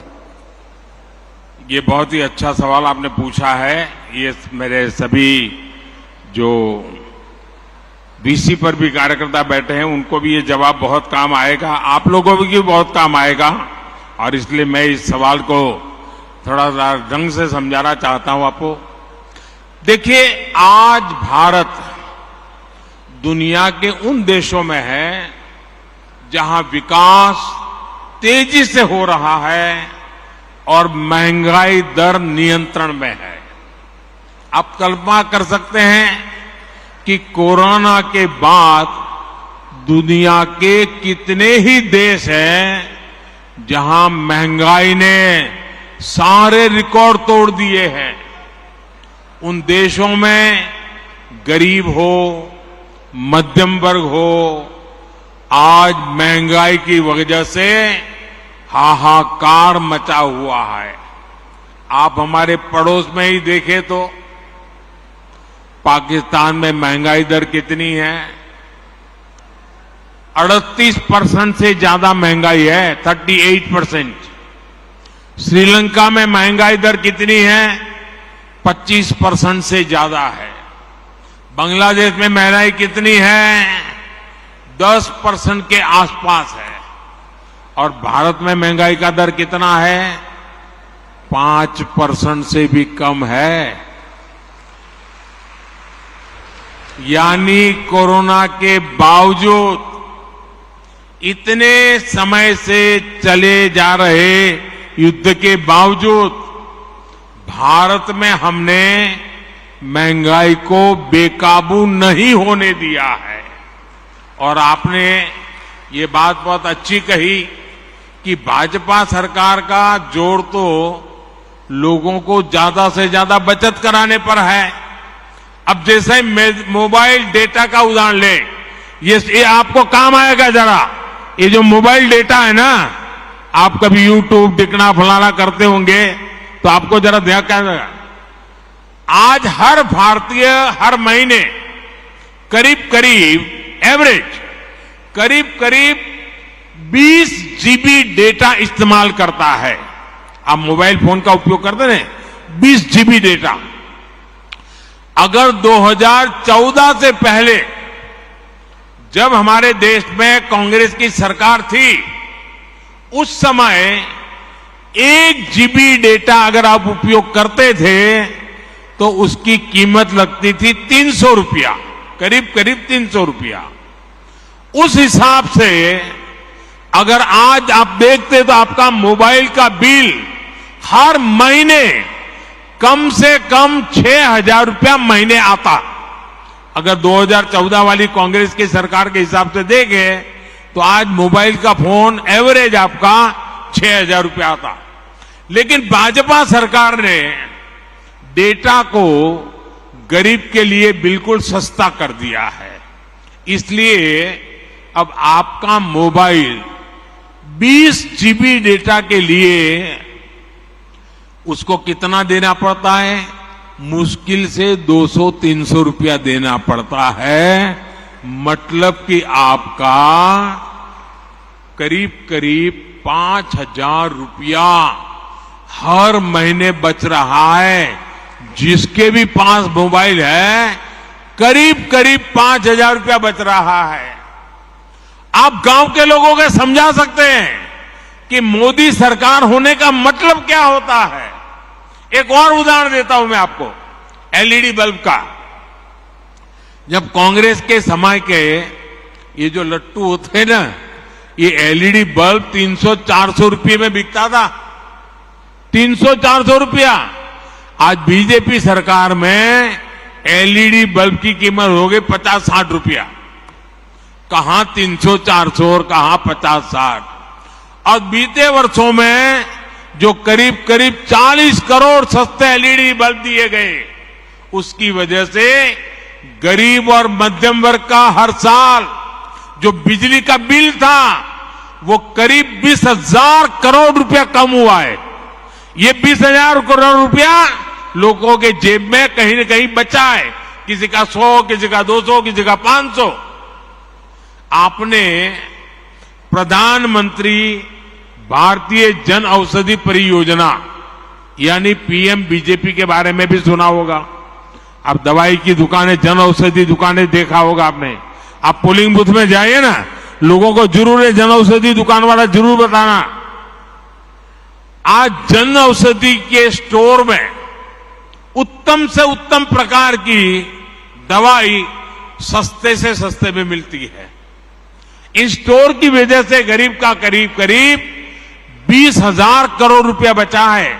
अगर एक परिवार में 60, 70, 80 साल के बुजुर्ग है और डायबिटीज है, अगर उनको महीने में 2,000 की दवा लगती है तो जन औषधि केंद्र में 100-150 रुपये में दवाई मिल जाती है और उनका महीना भर निकल जाता है। ये लोगों का पैसा बचाने का भाजपा का ये तरीका है। दोस्तों, आपके बूथ में ऐसे भी बहुत लोग होंगे जिन्होंने आयुष्मान भारत योजना का लाभ लिया है। आयुष्मान भारत योजना से गरीबों को अस्पताल में 5 लाख रुपए तक के मुफ्त इलाज की सुविधा मिलती है। इस योजना की वजह से करीब करीब 5 करोड़ लोगों ने अस्पताल में भर्ती होने के बाद अपना इलाज कराया और 1 पैसे का खर्च नहीं हुआ है। अगर आयुष्मान भारत योजना नहीं होती तो इन गरीबों को अपने इलाज में 80,000 करोड़ रुपए से ज्यादा खर्च करना पड़ता। अभी 80,000 करोड़ बचा कि नहीं बचा? ये गरीब का भला हुआ कि नहीं हुआ? ये मध्यम वर्ग के परिवार का भला हुआ कि नहीं हुआ? साथियों, गरीबों की सेवा का ये भाव, गरीब की जेब की चिंता, भाजपा हर पल उनकी मदद में खड़ा रहता है और यही भाजपा की पहचान है। लेकिन विपक्ष की पार्टियां कैसे गरीब और मध्यम वर्ग की जेब काट रही हैं, ये भी देश के लोगों को बताना चाहता हूं। ये विपक्षी लोग पेट्रोल की कीमतों पर बहुत हाय तौबा मचाते हैं। देश के लोगों को राहत देने के लिए केंद्र सरकार ने 2 साल में 2 बार एक्साइज ड्यूटी कम की है। लेकिन ज्यादातर राज्यों में जहां बीजेपी सरकार नहीं है, वहां इन राजनीतिक दलों ने इस कटौती का लाभ जनता में ट्रांसफर नहीं किया है। इन राज्यों ने अपने स्टेट का वेट बढ़ाकर जनता से वसूली का अभियान चालू रखा है। आज यूपी, गुजरात, हरियाणा, उत्तराखंड, जहां भाजपा सरकार है ना, वहां पेट्रोल की कीमत 100 रुपये से कम है, लेकिन बिहार में पेट्रोल 107 रुपया, राजस्थान में 108, तेलंगाना में 109, केरला में 110। क्यों भाई?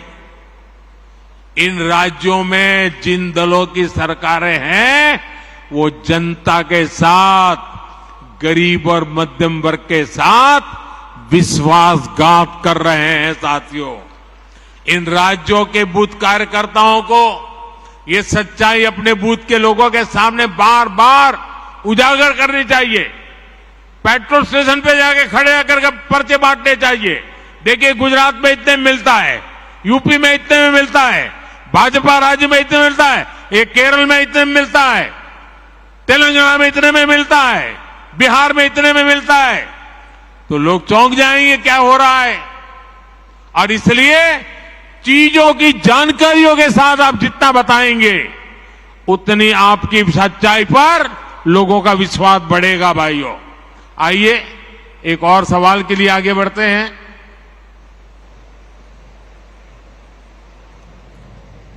अगला प्रश्न है सभा कक्ष में उपस्थित श्री संजय सोडी जी द्वारा, जो छत्तीसगढ़ से आए हैं। हाँ, बोलिए।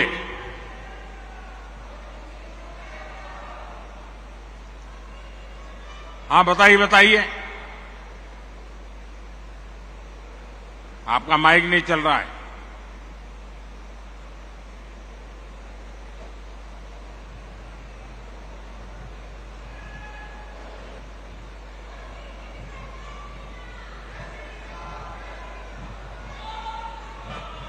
भारत माता की,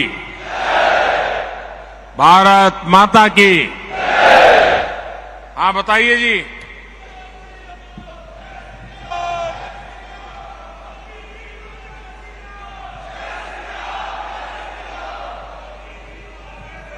जय श्री राम।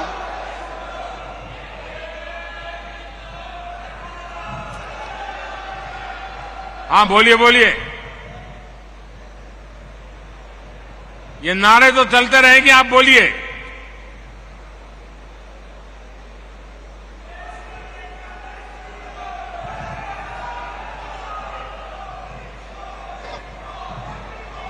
आप शांत रहिए, उनकी आवाज आ रही है, जरा शांत रहिए आप। हाँ,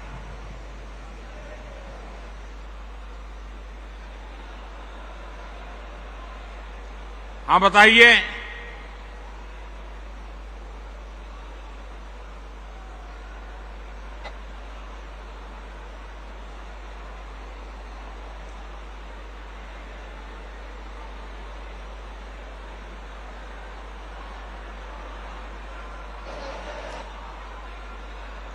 जी, बोल। हाँ हाँ, सुनाई दे रहा है, बताइए क्या हो रहा है। हाँ,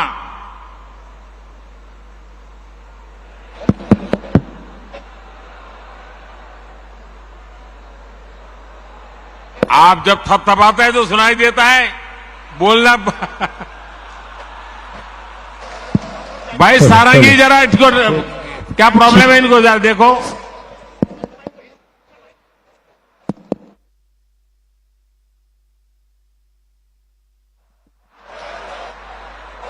माइक। माननीय प्रधानमंत्री जी,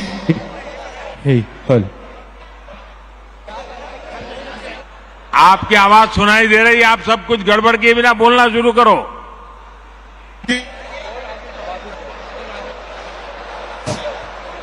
हेलो, माननीय प्रधानमंत्री जी, माइक प्रॉब्लम, माइक माननीय प्रधानमंत्री जी, जिलों की नगरी भोपाल में आपका स्वागत है, वंदन है, अभिनंदन है। मैं छत्तीसगढ़ की पावन धरा से आपको मेरी ओर से हाथ जोड़ के जय जोहार, सेवा जोहार करता हूं। मैं संजय सोढ़ी, शक्ति केंद्र क्रमांक 1 सुकमा का प्रभारी हूं। मैं छत्तीसगढ़ के अंतिम छोर सुकमा जिला का निवासी हूं, जिसको आप सब नक्सलगढ़ के रूप में जानते हैं। मैं दक्षिण बस्तर के उन आदिवासी भाइयों के विषय में, वहां के अन्य समाज के जो किसान हैं, उनके विषय में कहना चाहता हूं। उनके पास उपजाऊ जमीन होने के बावजूद आज वो पिछड़े हैं। तो मेरा सवाल है आज पूरे भारत देश के किसानों की तरफ से, सम्माननीय प्रधानमंत्री जी, किसानों के हित में एक अप्रोच कांग्रेस की सरकार में रही और एक अप्रोच भारतीय जनता पार्टी की सरकार में हम देख रहे हैं।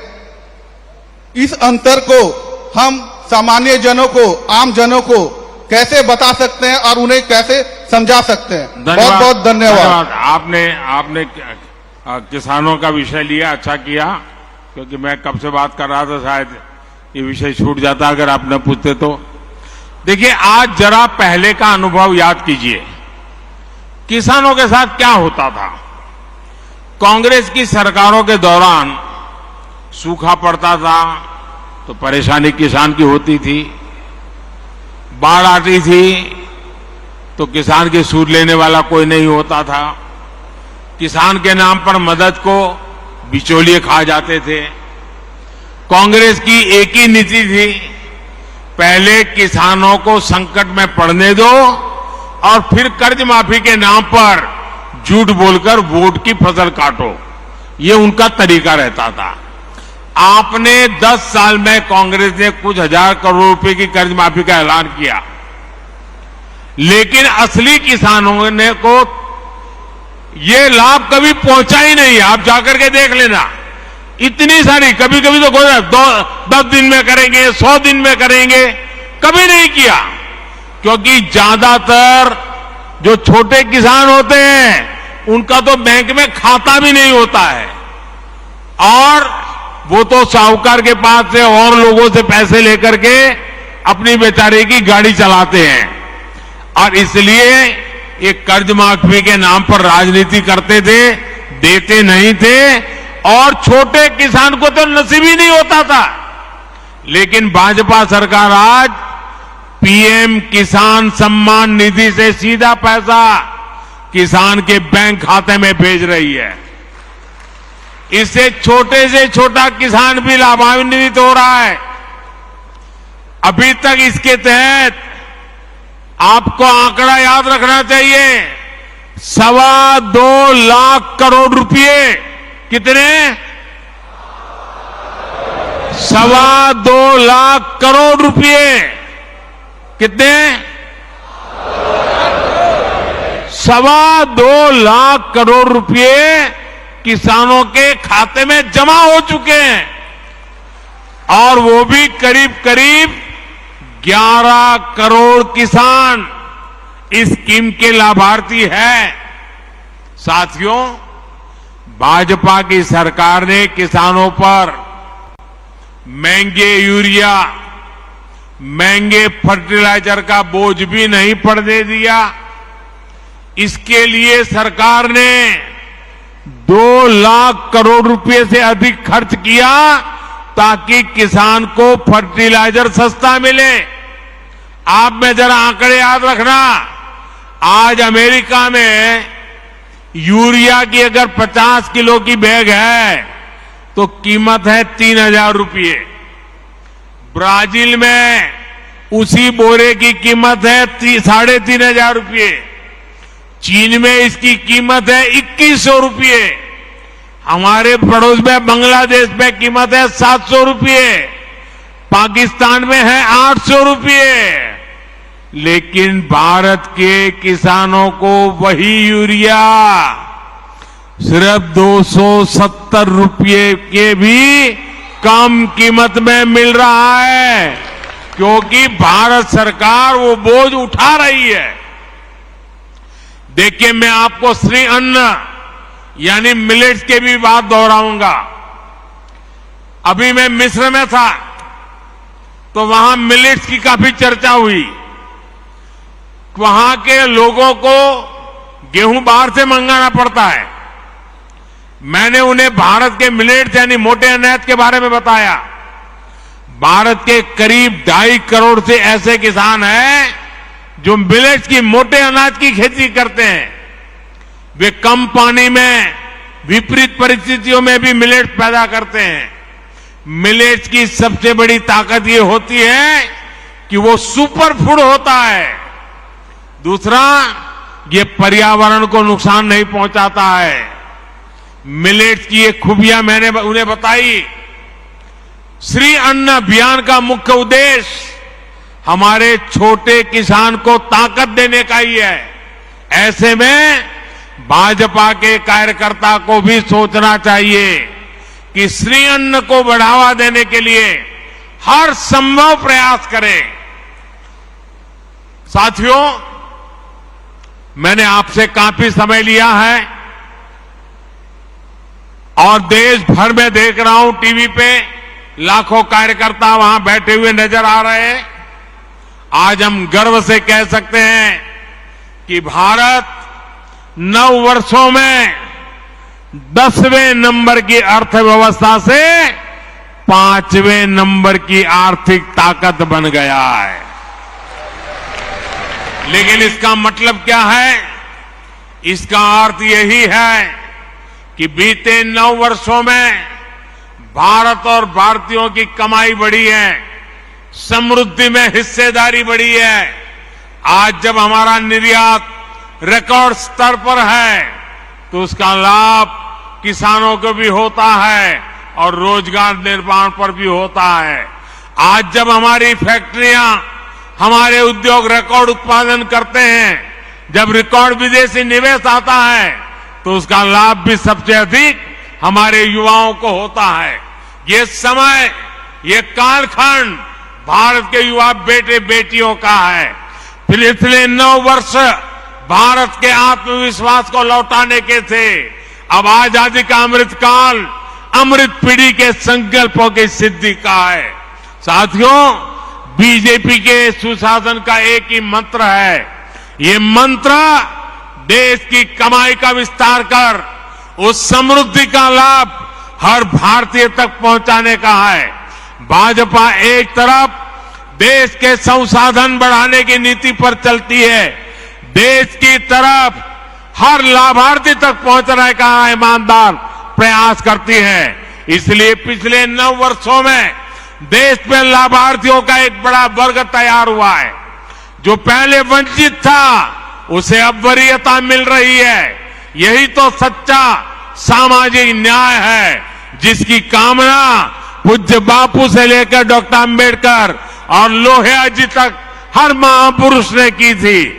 हमें इसी रास्ते पर आगे बढ़ना है और हमें बीजेपी का कार्यकर्ता होने के नाते एक और बात को ध्यान रखना है। सीट चाहे कोई भी हो, उम्मीदवार चाहे कोई भी हो, हमारा उम्मीदवार एक ही है। हमारा उम्मीदवार एक ही है और वो उम्मीदवार है कमल। कमल ही हमारा उम्मीदवार है। हमें हर घर कमल से बड़ा कुछ नहीं है। हमारे लिए कमल ही सब कुछ है। जनता को ये भी लगे कि जहां कमल है वहीं पर उसकी समस्याओं का समाधान है। इसलिए हमें कमल के निशान के साथ अपनी पहचान बढ़ानी है। हमें गर्व से कमल के निशान को अपने सीने पर लेकर चलना है। हम अक्सर देखते हैं कि सिर्फ चुनाव के दौरान ही कमल के निशान को बैनर तख्तियों में छपवाया जाता है, लेकिन अब हमें कमल के निशान को हर जगह, हर कार्यक्रम में प्रमुखता देनी चाहिए। हमें ये भी देखना है कि कमल से जो जुड़ा है उसकी पहचान सेवा से हो, समाज का हित करने वाले की हो। आज जो यहां से 2,500 से ज्यादा कार्यकर्ता हमारे विस्तारक अलग अलग राज्यों में जा रहे हैं, उन्हें भी इसी का विशेष ध्यान रखना है। ये अभियान आपके लिए एक तपस्या से कम नहीं है। जिस गांव में आप जाएं, वहां के लोगों के साथ, समाज के साथ उन्हीं की तरह जीवन जिए, ना अलग रहें और ना ही अलग दिखें, और अपने आत्मीय संबंध गांव के लोगों से ऐसे बनाएं कि वो आपकी वापसी के लिए आपसे आग्रह करते रहें। जाने के बाद भी आपका संपर्क बना रहना चाहिए, चिट्ठी चपाती चलती रहनी चाहिए। साथियों, मैं आज देश के प्रबुद्ध मतदाता का भी फिर से आभार व्यक्त करना चाहता हूं। आर्थिक हो या सामाजिक, देश आज निर्णायक फैसले इसलिए ले रहा है क्योंकि 2 दशकों बाद देश के लोगों ने एक मजबूत और स्थिर सरकार चुनी है। आज पूरी दुनिया में भारत को लेकर इतनी पॉजिटिविटी इसलिए है क्योंकि यहां एक मजबूत सरकार है। आने वाले 25 साल यानी आजादी के अमृत काल में विकसित भारत के निर्माण के लिए यही स्थिरता, यही मजबूती, यही हमारे लिए आवश्यक है। हमने इसीलिए आगे बढ़ना है। इसी संदेश के साथ हमें बूथ बूथ पर अपने संवाद को आगे बढ़ाना है। इतनी बड़ी तादाद में, इतने शानदार कार्यक्रम में 10 लाख कार्यकर्ताओं के साथ मुझे जो बातचीत करने का, सवाल जवाब करने का अवसर मिला, मेरे लिए ये मेरी विदेश यात्रा की थकान भी आपको मिलकर के उतर गई। ये आपका प्यार, ये आपकी ऊर्जा, ये और नए काम करने की ताकत देती है। मैं फिर एक बार आपको बहुत बहुत बधाई देता हूं, बहुत बहुत शुभकामनाएं देता हूं। मेरे साथ जोर से बोलिए, भारत माता की, भारत माता की, भारत माता की, वंदे वंदे वंदे वंदे वंदे वंदे वंदे वंदे वंदे।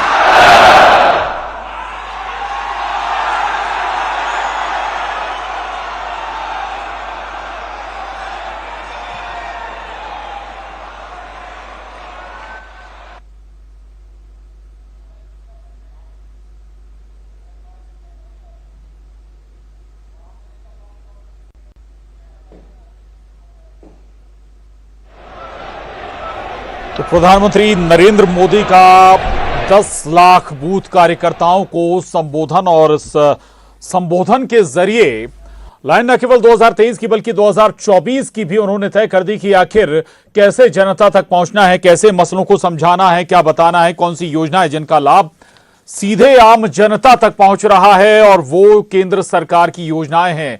पिछली 2014 से पहले की जो सरकारें थी उनमें और अब की सरकार में आखिर क्या फर्क है।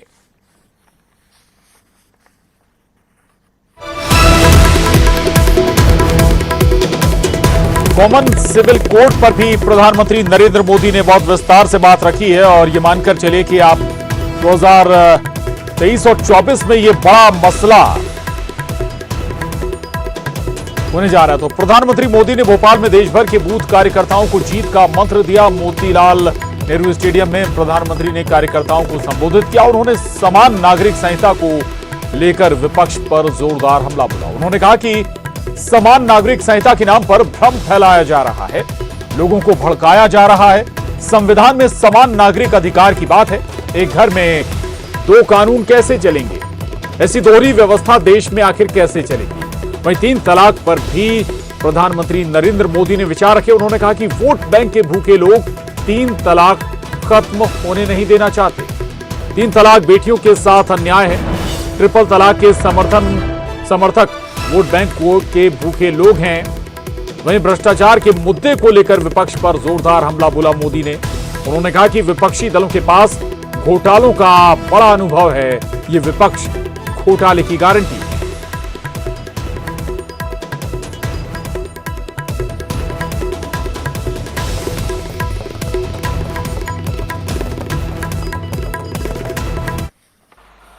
भारत के मुसलमान भाई बहनों को भी ये समझना होगा कि कौन से राजनीतिक दल उन्हें भड़का करके उनका फायदा लेने के लिए उनको बर्बाद कर रहे हैं। आजकल हम देख रहे हैं कि यूनिफॉर्म सिविल कोड के नाम पर ऐसे लोगों को भड़काने का काम हो रहा है। आप मुझे बताइए, एक घर में परिवार के एक सदस्य के लिए एक कानून हो, परिवार के दूसरे सदस्य के लिए दूसरा कानून हो, तो क्या वो घर चल पाएगा? क्या कभी भी चल पाएगा क्या? फिर ऐसी दोहरी व्यवस्था से देश कैसे चल पाएगा? हमें याद रखना है कि भारत के संविधान में भी नागरिकों के समान अधिकार की बात कही गई है। साथियों, ये लोग हम पर आरोप लगाते हैं, लेकिन सच ये है कि यही लोग मुसलमान करते हैं। मुझे लगता है, यानी देखिए, हमें थोड़ा अध्ययन करना चाहिए। मुझे लगता है कि जो भी 3 तलाक के पक्ष में बातें करते हैं, 3 तलाक की वकालत करते हैं, ये वोट बैंक भूखे लोग मुस्लिम बेटियों के साथ बहुत बड़ा अन्याय कर रहे हैं। देखिए, दुनिया के अनेक मुस्लिम बाहुल्य देश, इसका इस्लाम से संबंध होता तो दुनिया का कोई मुस्लिम देश 3 तलाक खत्म नहीं करता। मुस्लिम बाहुल्य देश जहां पूरी तरह इस्लाम राज्य है, वहां भी 3 तलाक बंद कर दिया है। अगर 3 तलाक इस्लाम का जरूरी अंग है तो पाकिस्तान में क्यों नहीं होता भाई? अगर 3 तलाक इस्लाम का जरूरी अंग है तो इंडोनेशिया में क्यों नहीं होता? अगर 3 तलाक इस्लाम का जरूरी अंग है तो कतर, जॉर्डन, सीरिया, बांग्लादेश, ये तो सारे मुस्लिम बस्ती वाले देश हैं, वहां पर उनको बंद क्यों कर दिया? मैं समझता हूं कि मुसलमान बेटियों पर 3 तलाक का फंदा लटका कर कुछ लोग उन पर हमेशा अत्याचार करने की खुली छूट चाहते हैं। हजारों करोड़ के घोटाले का आरोप है। चारा घोटाला, अलकतरा घोटाला, पशुपालन शेड घोटाला, बाढ़ राहत घोटाला, आरजेडी के घोटालों की इतनी लंबी सूची है, अदालतें भी थक गई। एक के बाद एक सजा घोषित करती चली जा रही है। उधर तमिलनाडु में देखिए, डीएमके पर अवैध तरीके से 1.25 लाख करोड़ की संपत्ति बनाने का आरोप, टीएमसी पर भी 23,000 करोड़ रुपए से ज्यादा के घोटाले का आरोप, रोजवेली घोटाला, शारदा घोटाला, शिक्षक भर्ती घोटाला, गो तस्करी घोटाला और कोयला तस्करी घोटाला। बंगाल के लोग ये घोटाला कभी भूल नहीं सकते। इन पार्टियों के पास घोटालों का ही अनुभव है। इसलिए अगर कोई गारंटी है इनकी, तो एक ही गारंटी है, और वो गारंटी है घोटालों की गारंटी।